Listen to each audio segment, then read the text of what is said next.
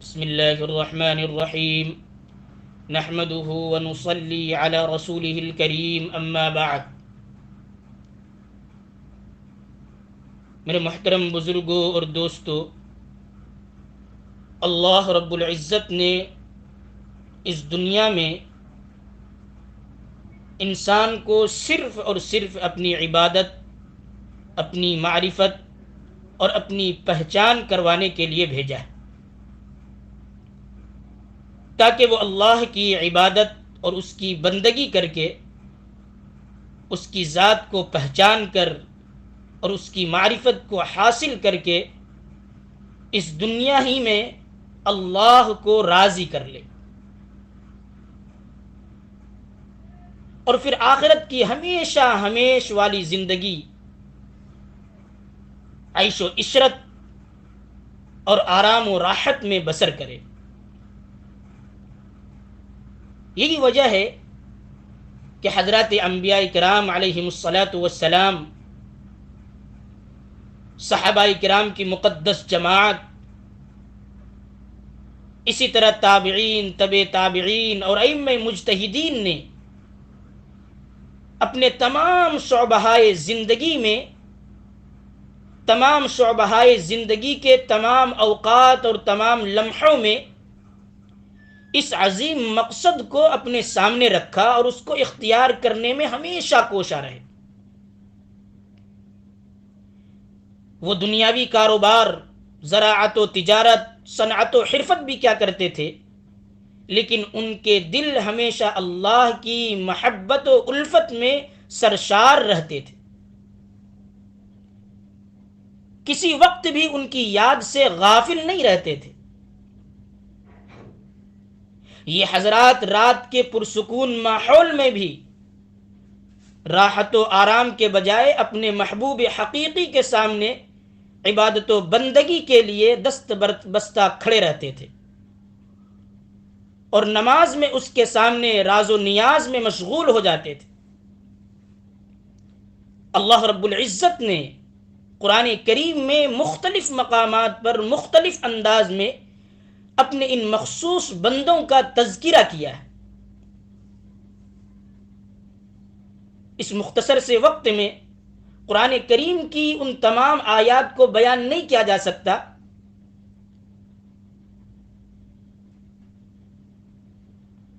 آج کی اس مجلس میں چونکہ ہمارا موضوع ہے تہجد کی نماز اور اس کی فضیلت، اس لیے آپ صرف اتنی بات سمجھ لیں کہ اللہ رب العزت نے اپنے بندوں پر جو عبادات مشروع فرمائی ہیں،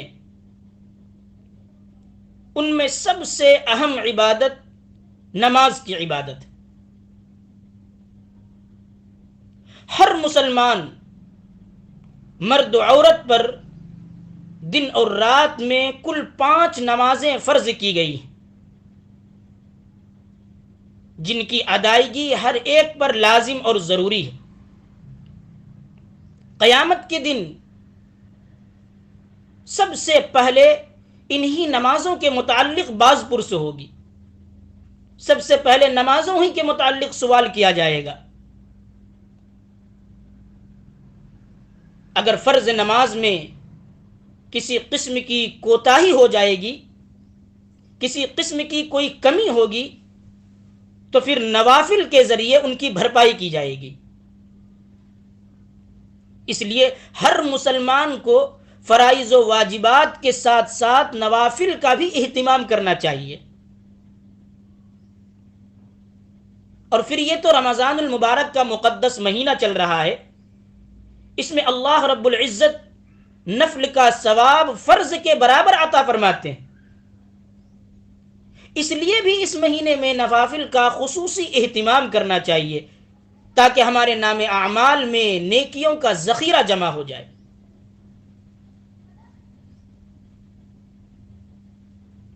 اور نوافل میں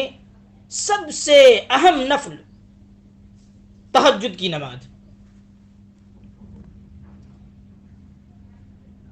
یہ نبی کریم علیہ الصلاۃ والسلام کی محبوب اور پسندیدہ نماز ہے۔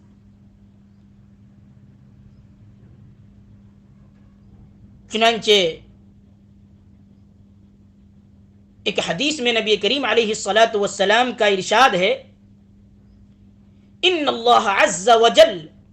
جعل لكل نبی شہوة وان شہوتی فی قیام هذا اللیل، کہ اللہ رب العزت نے ہر نبی کے لیے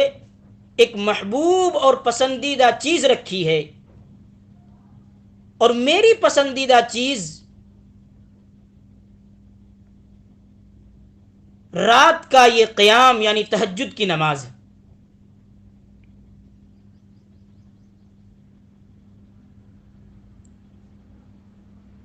احادیث شریفہ میں نماز تہجد کی بے شمار فضیلتیں وارد ہوئی ہیں۔ چنانچہ ایک حدیث میں نبی کریم علیہ الصلاۃ والسلام نے ارشاد فرمایا، علیکم بقیام اللیل، کہ تم رات کے قیام یعنی تہجد کو اپنے اوپر لازم کر لو، فإنہ دأب الصالحین قبلکم،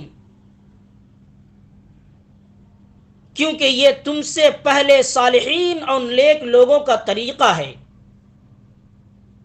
وَهُوَ قُرْبَةٌ لَكُمْ إِلَىٰ رَبِّكُمْ، رات کا قیام تمہارے رب کے قرب کا ذریعہ ہے، وَمَغْفِرَةٌ لِلسَّيِّئَاتِ، تہجد کی نماز گناہوں کے لیے کفارہ ہے، وَمَنْهَاتٌ عَنِ الْإِثْمِ، اور تہجد کی نماز گناہوں سے روکنے والی چیز ہے۔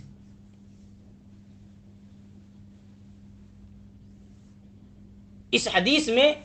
نبی کریم علیہ الصلاۃ والسلام نے نماز تہجد کی 4 خصوصیات بیان فرمائی۔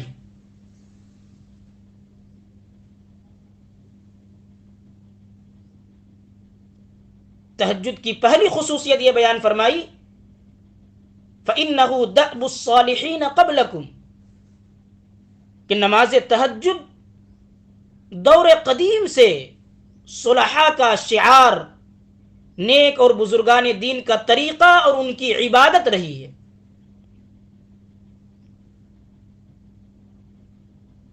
اس جملے میں 2 باتوں کی طرف اشارہ ہے۔ ایک تو یہ کہ جب پچھلی امتوں کے اولیاء اور صلحاء نماز تہجد کا اہتمام کرتے تھے تو تم تو خیر الامم ہو، تمہیں تو سابقہ تمام امتوں پر فضیلت بخشی گئی ہے، اس لیے تمہیں تو بدرج اولا اس کا اہتمام کرنا چاہیے، تہجد کی نماز پڑھنے کا مشغلہ بنانا چاہیے۔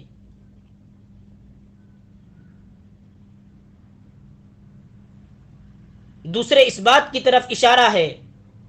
کہ نماز تہجد صالحین اور نیک لوگوں کا شیوا ہے، جو شخص اس کا اہتمام نہیں کرتا وہ در حقیقت صالحین کاملین میں سے ہے ہی نہیں۔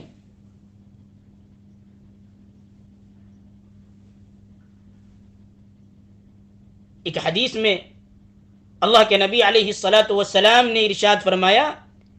کہ میری امت کے شرفاء حاملین قرآن اور تہجد گزار لوگ ہیں۔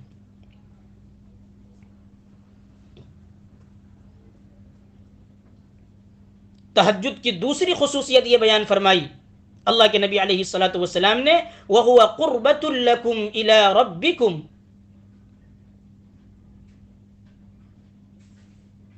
کہ تہجد کی دوسری خصوصیت یہ ہے کہ یہ نماز قرب الہی کا وسیلہ اور ذریعہ ہے،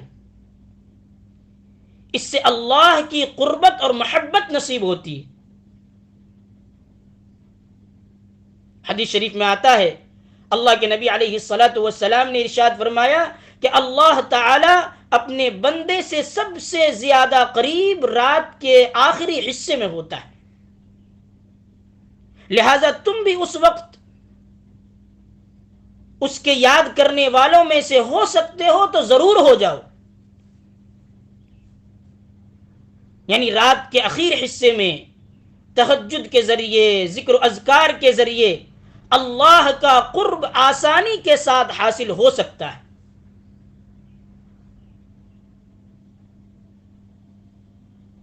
اور ظاہر ہے کہ ایک بندے کے لیے اس سے بڑی سعادت کی بات تو کوئی اور ہو ہی نہیں سکتی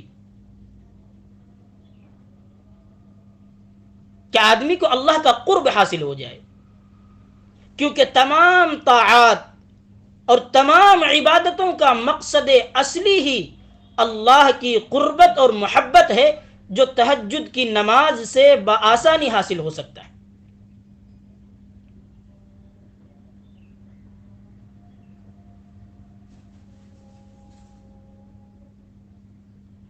ملا علی قاری رحمۃ اللہ علیہ فرماتے ہیں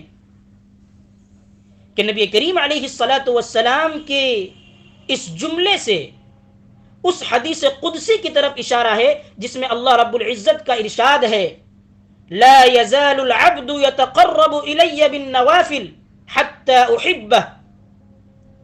کہ بندہ برابر نوافل کے ذریعے میرا قرب حاصل کرتا رہتا ہے یہاں تک کہ میں اس سے محبت کرنے لگتا ہوں۔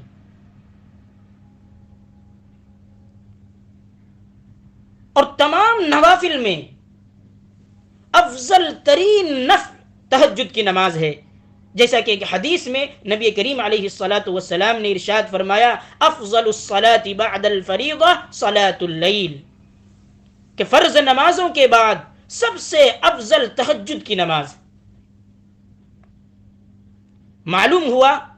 کہ تہجد کی نماز اللہ کی محبت اور اللہ کی قربت حاصل کرنے کا ایک اہم ترین ذریعہ اور وسیلہ۔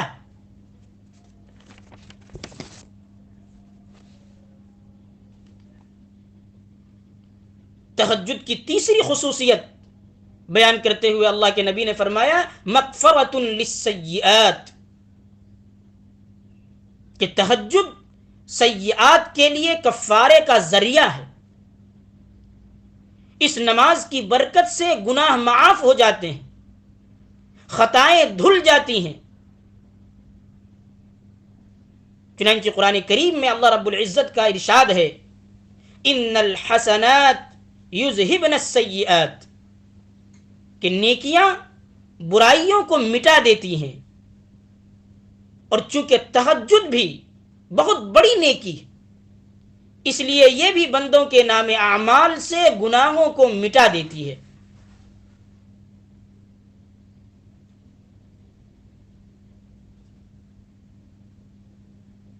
تہجد کی چوتھی خصوصیت اللہ کے نبی نے یہ بیان فرمائی، وَمَنْهَاتٌ عَنِ الْإِثْمِ، کہ تہجد آدمی کو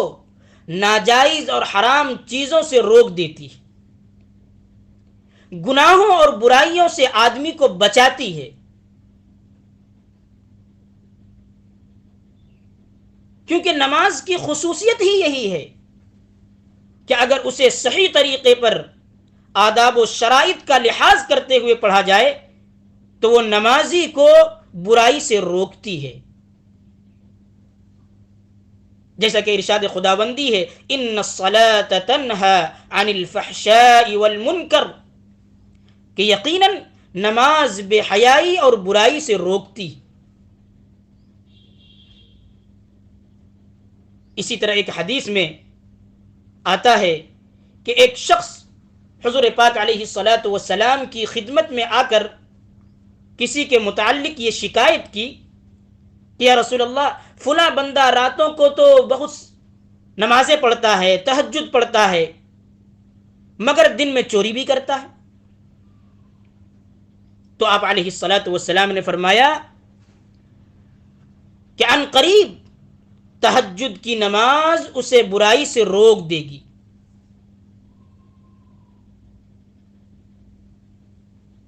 الغرض نماز تہجد کی برکت سے آدمی کو گناہوں سے بچنے کی توفیق مل جاتی ہے۔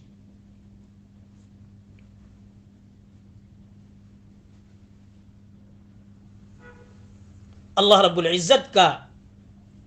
بہت بڑا احسان ہے، کرم ہے کہ اللہ نے ہمیں صحت و تندرستی کے ساتھ، عافیت کے ساتھ رمضان المبارک کا یہ مقدس مہینہ عطا فرمایا ہے۔ اس مہینے میں ہم سحری کے لیے تو اٹھتے ہی ہیں، سحری کے وقت وضو کر کے 2 رکعات 4 رکعات یا جتنی بھی ہو سکے پڑھنے کا اہتمام کریں، اور اللہ کے حضور رو کر گڑ گڑا کر اپنی حاجات و ضروریات کے لیے دعائیں کریں۔ بالخصوص اس وقت کورونا کی جو بیماری وبا کی شکل اختیار کی ہوئی ہے، جس سے پوری دنیا کے لوگ پریشان ہیں، اس کی وجہ سے بہت سے دینی کاموں میں رکاوٹیں پیدا ہو گئی ہیں۔ دعا کریں کہ اللہ رب العزت اس وبا کو ختم فرما کر ہماری مسجدوں کو، ہمارے مدرسوں کو پھر سے آباد فرما دے، دینی کاموں کا سلسلہ پھر سے پہلے کی طرح شروع ہو جائے۔ حدیث شریف میں آتا ہے کہ تہجد کا وقت اپنی حاجتوں کو، اپنی ضرورتوں کو اللہ سے پورا کروانے کا وقت ہے۔ اس وقت میں مانگی جانے والی دعاؤں کو اللہ رب العزت سب سے زیادہ قبول فرماتے ہیں، بلکہ اس وقت تو خود اللہ رب العزت کی جانب سے صدائیں لگ رہی ہوتی ہیں کہ ہے کوئی مانگنے والا کہ میں اس کی مراد پوری کر دوں۔ اس لیے میرے دوستوں اور بزرگوں، اس موقع کو ہم غنیمت سمجھیں، اس موقع کی ہم قدر کریں، اور رات کے اخیر حصے میں نماز تہجد کا اور دعاؤں کا خصوصی اہتمام کریں۔ اللہ رب العزت ہمیں رمضان المبارک کی قدر نصیب فرمائے، اور نبی کریم علیہ الصلاۃ والسلام کی اس محبوب نماز کا اہتمام کرنے کی توفیق عطا فرمائے۔ اللہ تعالی ہم سب کو، بلکہ پوری امت کو ظاہری باطنی ہر قسم کی بیماری سے بچائے، اور اس وبا کو اپنے فضل سے، اپنے کرم سے دور فرمائے۔ وآخر دعوانا ان الحمد للہ رب العالمین۔